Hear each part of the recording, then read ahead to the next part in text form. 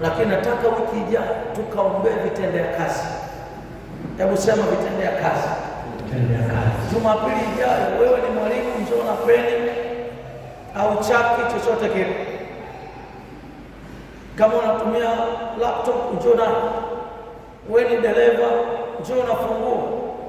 Kama utaweza kuja na gari yako, pikipiki yako, bajaji yako, sawa, lakini ukiweza kuja na funguo inatosha. Wewe ni fundi ujenzi, chukua tele tape measure, njoo nayo. Wewe uko dukani, chukua lile jiwe la mzani, kama unatumia mzani, kijiwe kile kidogo cha mzani, beba kilete. Huko kwenye duka la nguo, chukua nguo moja kilete, niombee, ukachanganya na hizo zingine. Kuna mtu naongea naye hapa, unasema sasa mimi nauza mama ntilie, beba kijiko, lete chochote ambacho kina kurahisishia kazi zako. Wewe si mimi ni fundi ujenzi, fundi cherehani, beba, kama ni mkasi, kama ni tape, beba. Nataka hivyo vitu vyote nikaviwekee mkono. Mwaka huu huwa mwaka wako. Sema tena amen. Tumesema ni mwaka wa ushuhuda. Kama unasoma, njoo na hiyo peni, njoo na peni, niombee. Chochote kinachorahisisha utendaji wako wa kazi kilete Jumapili. Unasema mimi naendesha trekta, nafanyaje? Njoo na funguo za trekta, lete. Bwana Yesu asifiwe.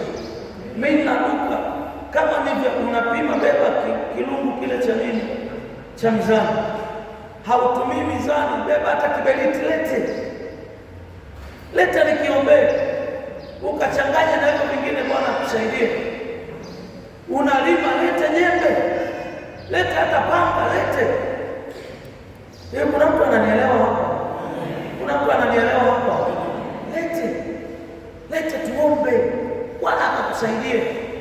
Jumapili ijayo sio Jumapili ya kukosa, kwa sababu itakuwa ni kazi ya kuombea vitendea kazi. Uko saluni, beba hata kitana, lete kitana, chukua kitana, nilete nikiombea. Unasema sasa mimi nachoma mahindi, nafanyaje? Sio lazima ubebe jiko. Kuna kile kijiti unageuzia mkaa, beba, lete. Chochote kinachokurahisishia kwenye biashara yako kufanya kazi vizuri, kilete hicho nikiombea. Kuna mtu ananielewa ninachosema? Jumapili ijayo ni ibada maalum ya kuombea vitendea kazi. Weka mikono kwenye kifua, sema Bwana nisaidie, Jumapili ijayo nije na vitendea kazi, ili wewe Mungu ukakibariki na nikafanikiwe. Mwaka huu uwe mwaka wa ushuhuda katika jina la Yesu.